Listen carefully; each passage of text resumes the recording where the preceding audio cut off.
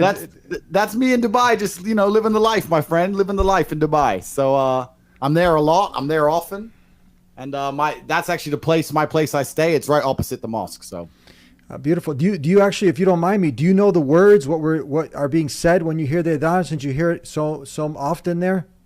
No, so I think you and I first started speaking after, it was actually a video before this video. I believe I was on a podcast and I was explaining how much respect I have for the faith of Islam, and how it's a faith which is formidable and it's a faith that needs to be respected.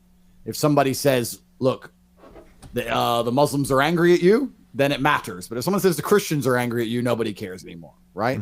And this is what I was trying to say. I have a lot of respect for the faith. I'm not a practicing Muslim. However, I do have absolute respect for it. So no, I don't understand the words. I don't know what it's saying. It's beautiful, but please tell me. I'd love to know. Yeah, that's what I love to do is, because it's so beautiful, but then actually you appreciate it even more. Like if you're telling somebody you speak Romanian? A little bit. Yeah, I speak a little bit Romanian, but I'm American originally. Yeah, you're from Chicago, no? Correct. I'm from Chicago, but I live in Romania now, which is... It's kind of crazy. Like my whole religious experience, my whole religious journey is I prefer to spend time in the most religious places on earth. I think they're the best places to be. Romania it's the opposite of Dubai. It's extremely Orthodox Christian. It's actually the most Christian country in the world. So I spend most of my time between Dubai, which is, very overtly Muslim. And then I come back to Romania, which is very overtly Christian, but both of them have strong faith. And I think a lot of the problems with the world today is that the West is lacking faith, and I don't like being around. I don't like being in agnostic or atheistic societies anymore. I try to avoid them if possible. So inshallah, which means God willing, after you, and I'll define these terms as we go along, after you take maybe inshallah in the future, you take your shahada, or maybe even on the show, you can end up in the most holiest place in Mecca. Since you like being around the most religious places. Well, hey, absolutely. I mean, but like I said, my own personal journey, I think it's taking a little bit of time. I know people often ask me, what religion are you? And it's hard for me to answer that specifically. When I am in Dubai or near a mosque, I feel an energy that I'm at peace with and I enjoy. Wow. But I can't say it's not true also about particular churches here in Romania. So for now, all I know is I need to be a good person. And that's what I'm trying to do. But and I stated it in the last podcast before, people often ask me, which religion when they ask me which religion I am, I make it very clear the religion I have the most respect for is Islam. It's not even close. It has to be. So just for educational purposes, I like to go ahead and just share with people, when you hear this adhan, and you'll probably appreciate even more what the person is saying, it's the call to prayer is God is the greatest. God is the greatest. There's no God but the one God. There's nothing worthy of worship but God. Come to prayer, come to success.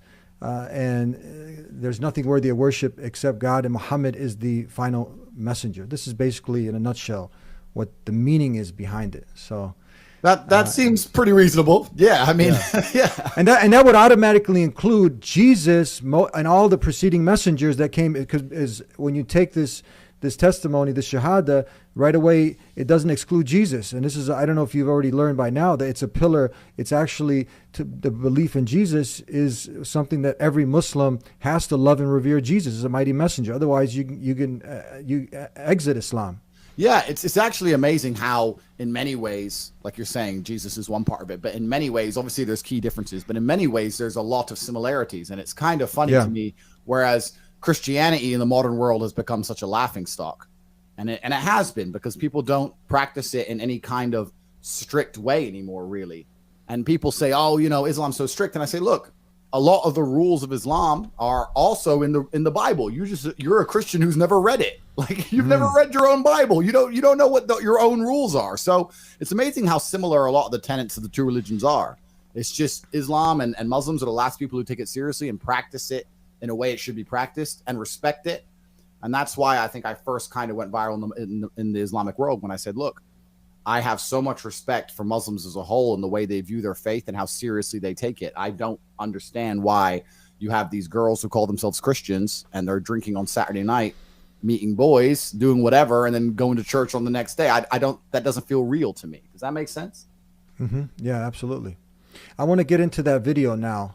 and take some clips from it, and you can watch yourself. I was going to do a breakdown of this, but I said, why not have the man on himself? Hey, you can do a breakdown. Do a breakdown while I'm here. I'd love to hear it, bro. You can do a breakdown. Here, let's go ahead. You'll help me with it. Islam fixes a lot of the problems that men are currently facing. The problems we're discussing on this show, Islam fixes all of them, right?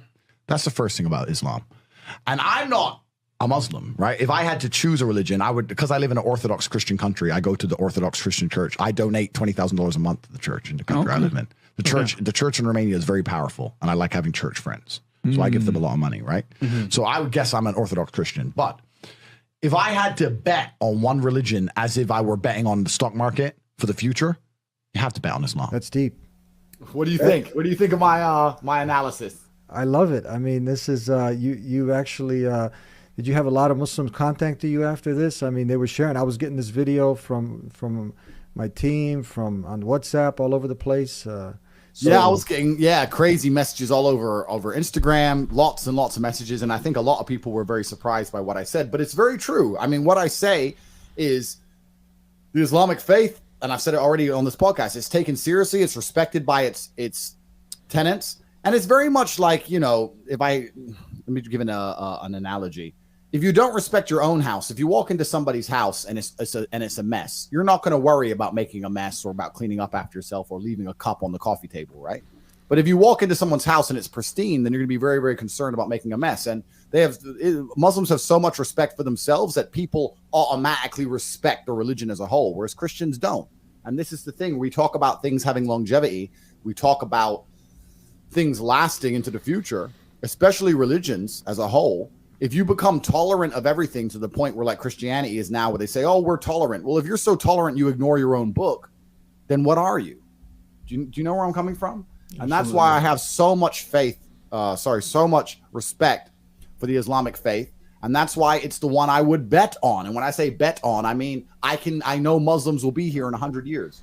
What does Christian mean today? Very little. What's it going to mean in 100 years? Nothing. Let's be honest, right? So that's also another really interesting way to look at it, because then I start to look at things and say, okay, well, you have to choose which religion or which faith you believe is the true faith. But if one faith survives and the other faith is annihilated in real time, that tells you a lot as well, doesn't it? Doesn't that tell you a lot? Absolutely. So it's really interesting for me. It's like I have not made any kind of final decisions, etc., but I try and analyze things from a very, very logical perspective. I know God exists, and then you go, okay, God exists, and there's all these different interpretations of God as such, but the only one I see which has a warrior class that people fear is Islam. That's the only one there is. Mm-hmm. Let's continue on here. Respect that about them. I respect that. That's an amazing thing about them, right? And the third point is, and I've been all around the world, some of the best countries in the world today are the first world Muslim nations. Yeah.